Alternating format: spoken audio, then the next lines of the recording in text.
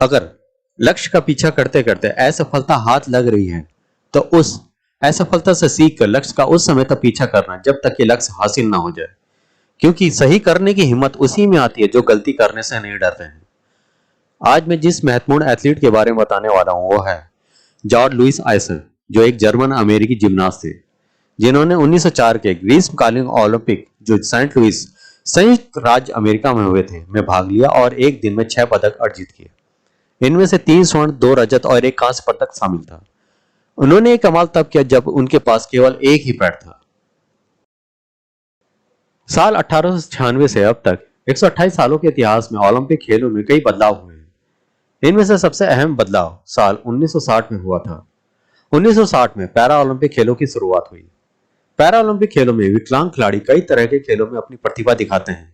खिलाड़ियों को प्रदर्शन करने के लिए समान अवसर मिले, इसके लिए ओलंपिक खेलों में अलग पैरा ओलंपिक खेल बनाए गए थे, जो हमेशा से ऐसा नहीं था। एक समय ऐसा भी था जब विकलांग खिलाड़ी सामान्य खिलाड़ियों के साथ ही प्रतियोगिता में हिस्सा लेते थे। खेलों की दुनिया में कई ऐसे खिलाड़ी होते हैं जिनके लिए विकलांगता की कमी उनके सपनों को साकार करने से रोक नहीं सकती। उनमें से थे एक जॉर्ज लुइस आइसर।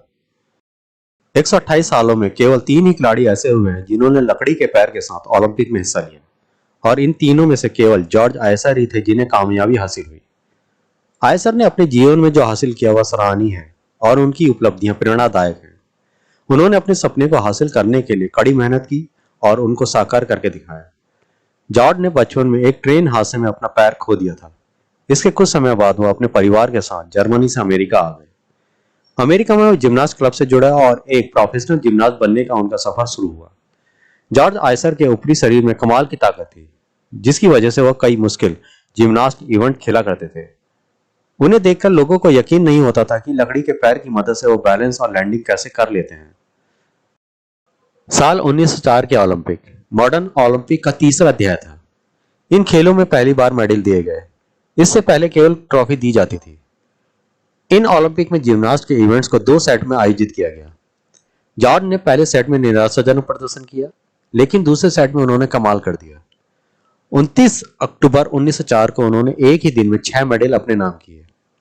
उन्होंने पैरेलल बास, लॉन्ग हॉर्स वॉल्ट और 25 फुट रोप क्लाइंबिंग में गोल्ड मेडल जीते। वहीं पॉमेल हॉर्स और 4 इवेंट ऑल राउंड में 2 सिल्वर मेडल जीते, जबकि हॉरिजॉन्टल बार में ब्रॉन्ज मेडल जीता। 1904 से 2024 तक वह ओलंपिक इतिहास के इकलौते ऐसे खिलाड़ी हैं जिन्होंने लकड़ी के पैर के साथ इवेंट्स में हिस्सा लिया।